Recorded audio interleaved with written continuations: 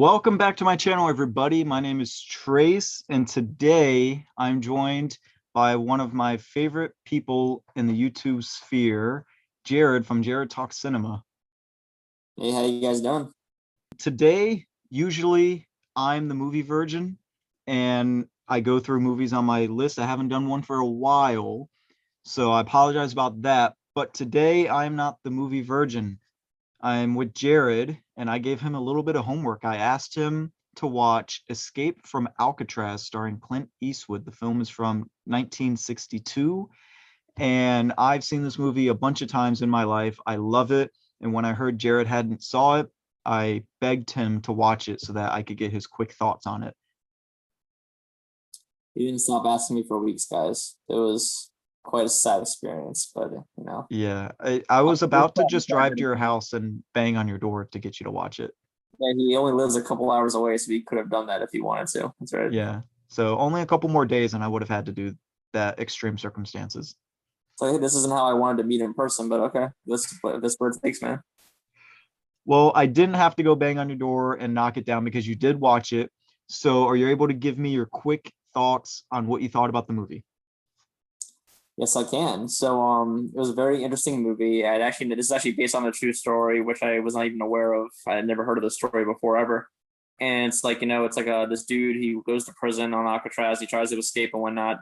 And it was a really interesting movie because like the characters were all pretty likable, despite the fact that they were prisoners and whatnot. Yeah, it was like prison movies for the most part, I feel are pretty entertaining. This one was pretty entertaining too. The characters all had good chemistry with each other. There's definitely some good tension about whether or not they're actually going to escape. The movie ends on a very interesting note, just like how it did in real life. And yeah, I wouldn't say it's like necessarily one of my favorite Clint Eastwood movies, but yeah, overall I thought it was very good. So yeah, I typically really enjoy movies about like prison or like mental wards, like that sort of topic, just like that isolation. And for me, this was the first movie that I saw that kind of got the idea of Clint Eastwood being a cowboy out of my head. Because after this, I was able to explore more into like the Dirty Harry series and then stuff like that. Because I'm not a big Western guy. So for this movie, when I first saw it, it really hooked me for Clint Eastwood because I was not a fan of Western movies before. So me personally, I do think that they survived Alcatraz when they escaped. There was three people for you don't if you don't know about the real story, there was three people that escaped Alcatraz and they never found the bodies. So some people speculate that they drowned, but they never found the bodies. And other people speculate they were eaten by sharks, but they never found any limbs. And other people speculate that they did make it to shore and they were just never caught. Jared, what do you think?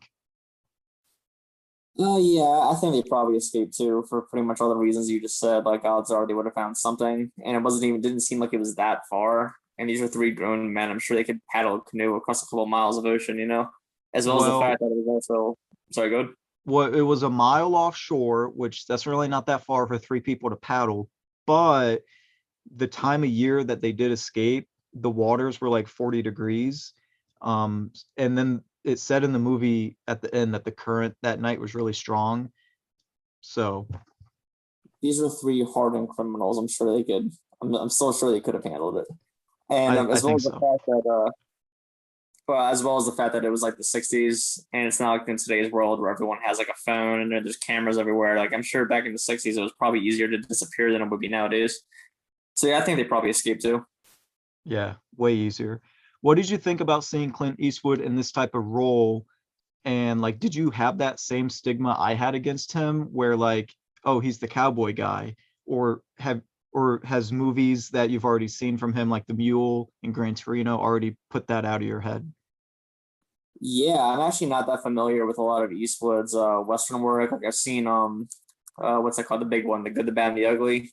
That's him, right? Yeah, I've seen that one, but like I haven't seen a lot of his other stuff. So for me, he's always been like, the Oscar-winning director guys, such as Unforgiven, $1 Million Baby, Grand Trainer, fantastic movies. Like that's always kind of been him domain. So this movie was kind of like, I mean, he plays kind of like a different character, but he's still kind of like a more. I mean, he always had kind of has that ruggish masculine vibe about him. It's kind of what makes him like famous and whatnot. But I mean, yeah, like it fit in pretty well. I felt with some of the stuff I've already seen from him. So I have two more quick questions before we wrap up. One, do you think you would survive in Alcatraz? No, for prison, I don't think I would survive Alcatraz. You don't think you would?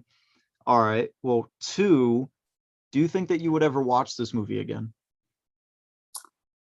Yeah, I'd say so. I mean, like I said, it's not my favorite Clint Eastwood movie, but yeah, I can definitely see myself watching this once every couple of years or so for sure.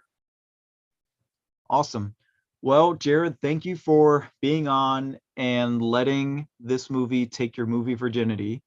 Uh, to me, this is one of those movies where if I had to compile a top 100, this would definitely be in there.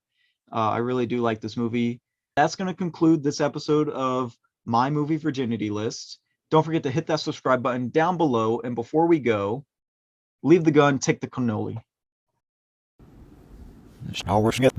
Det är också bunset.